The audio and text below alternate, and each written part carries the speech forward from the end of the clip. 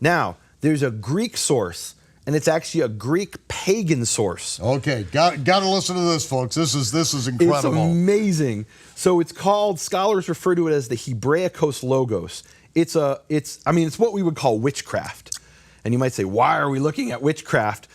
The way it's described in this papyrus written in Egypt around the same time, 150, 200, and you have to understand, this is a long papyrus called the Great Leiden, Leiden's in Holland, the Great Leiden Magical Papyrus. And it has all kinds of Magical papyrus has all kinds of incantations and spells, and they're in the name of Horus and Isis and every pagan thing you can imagine.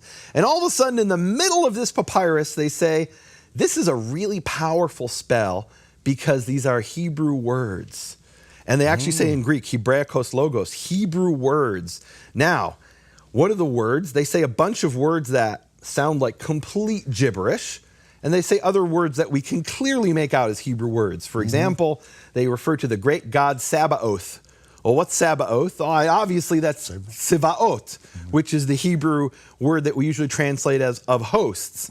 They have other words that are clearly some kind of corruption of Hebrew words, and you have to imagine there's some pagan who's heard a Jew pray over a sick person, saw the sick person healed, and said, I want to do that. Right.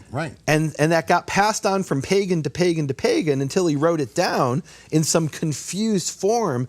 But they're testifying essentially, and they actually say at the end of the Hebraic Logos, it says this works, it's been tested.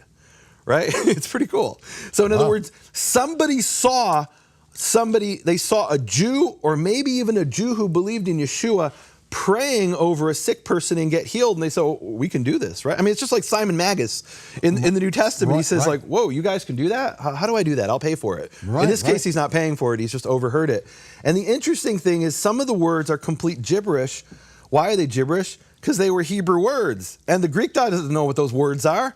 It's kind of like when you hear a foreign language and, if somebody speaks to you in a foreign language, what did I just say? I don't know. It was foreign language. Well, what are the words? Forget what they mean. I don't even know what words you spoke. I can't even detect where the word began, one word began, another ended, or what the sounds were, right?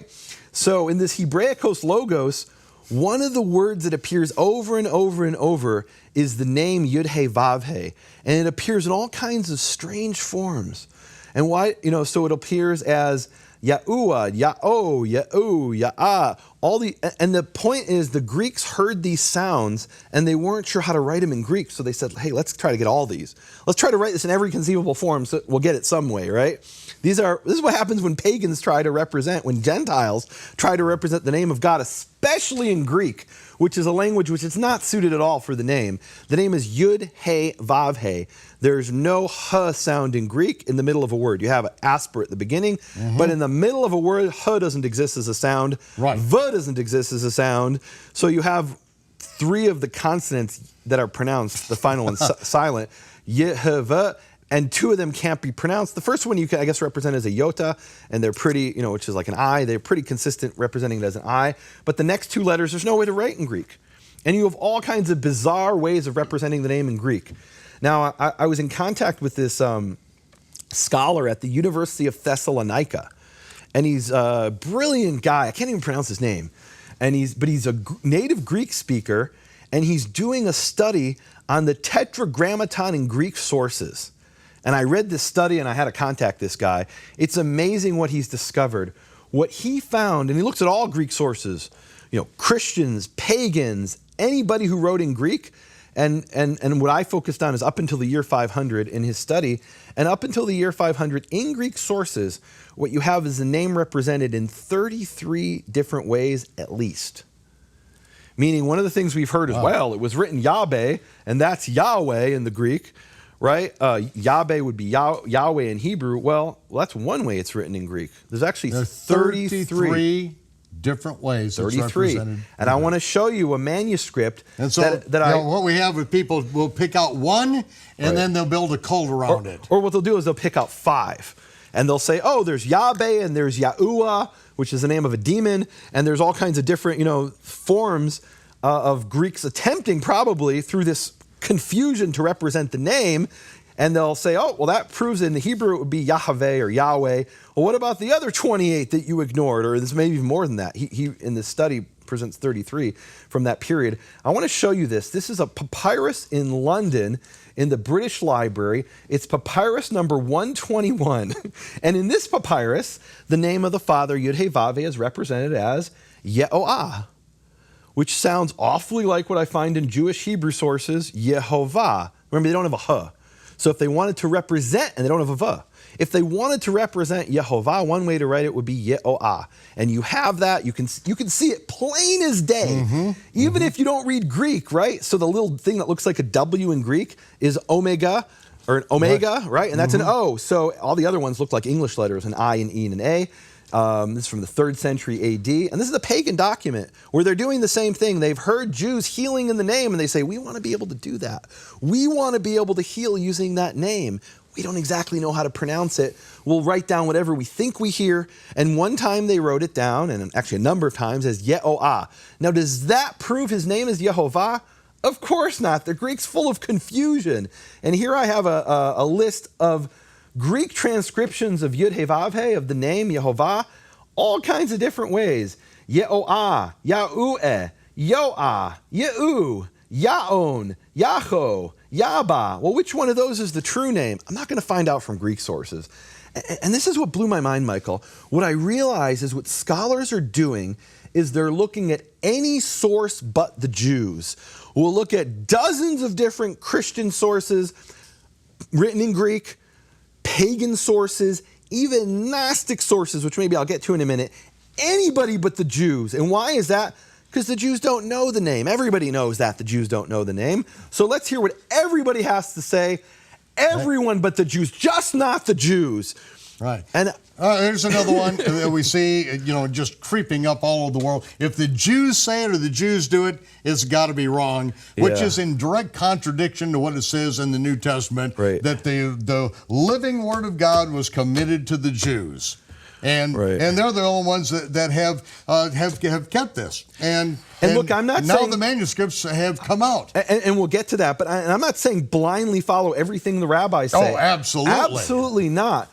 But if the Jews have said something and they consistently preserve this information and it's consistent with the Bible, why would you go and look at a Greek magical incantation to find out how to pronounce the Father's name when it's in Jewish sources repeatedly? I mean, the Jewish sources, and we'll get to this maybe in a future episode. Can I come back and to share this, Michael, in a future episode? Yeah, we can't quit now. So one of the things I want to share, and this is one of the discoveries, I contacted you and said, I want to share this, Michael. I found up-to-date 52 Hebrew manuscripts of the Bible with the vowels Yehovah, and I found 16 different rabbis who say the name is Yehovah. And what we're seeing in secular scholarship and in the Hebrew roots world and the Christian world is anybody but the Jews. And I want to bring an extreme illustration of this. So there's a professor at the University of Helsinki, and his name is Antti Marjanen, and you can find this online. That's, I think, why it's spread through the blogosphere. But what he's done is he's written actually a serious scholarship. This is not some crackpot on Facebook. This is a serious scholar at a university, and he wrote a paper called A Nag Hammadi Contribution to the Discussion about the Pronunciation of the Tetragrammaton. In other words, what can we learn from ancient Nag Hammadi sources? Now, oh my goodness. Nag Hammadi is known in the Christian world as the source of the Gnostic Gospels. And it sounds real impressive. Wow. The Gnostics preserved that the name is Yahweh. And that's his conclusion. Wow, that sounds real interesting. So I thought, well, that's interesting. So these Gnostic sources we know are translated from Greek. There's no question about that. And this particular document is called the Gnostic Apocryphon of John. And it's translated from Aramaic, or at least parts of it comes from Aramaic. And if we assume they heard the name Yud-Heh-Vav-Heh, that meant a Jew speaking Hebrew was overheard by an Aramaic speaker, maybe another Jew, who then was overheard by a Greek, who was then transcribed and translated into Coptic, which is an Egyptian language.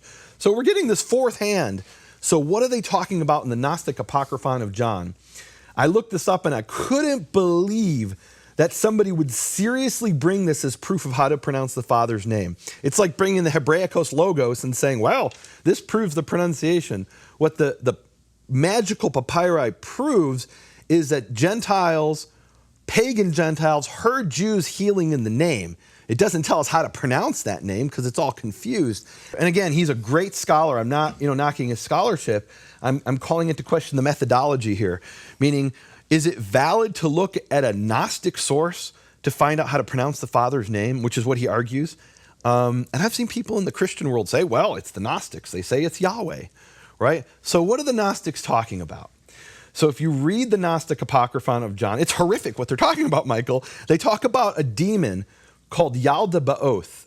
And there's almost no question that Yaldabaoth is an Aramaic or Hebrew word, probably Aramaic. There's similar languages.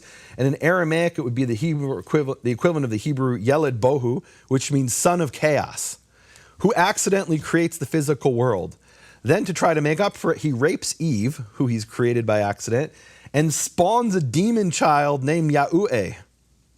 So Yahuwah, according to the Gnostic Apocryphon of John, is not the God of the creator of the universe of the Hebrew Bible or even of the New Testament. He's a demon child who's the son of chaos. He's the son of chaos. So really, Yahweh is the grandson of chaos. And this is what people are bringing as proof of how to pronounce the name of the creator of the universe? Wow. I'm sorry, my God's not the grandson of chaos. Or the spawn of a demon. Right. Exactly. And it's what I realized reading this, Michael, is what scholars are willing to do is dig deep into the depths of any pagan source as long as we don't ask the Jews how to pronounce the name. And why is that? Because the one thing we can all agree on is the Jews don't know how to pronounce the name. So why would we ask them? And one of my important discoveries recently is Jewish sources that prove beyond any shadow of a doubt that in fact the Jews did know how to pronounce the name, that they never forgot it. It's copiously documented in Jewish sources, in 52 Hebrew manuscripts of the Bible. It's documented in the writings of 16 rabbis.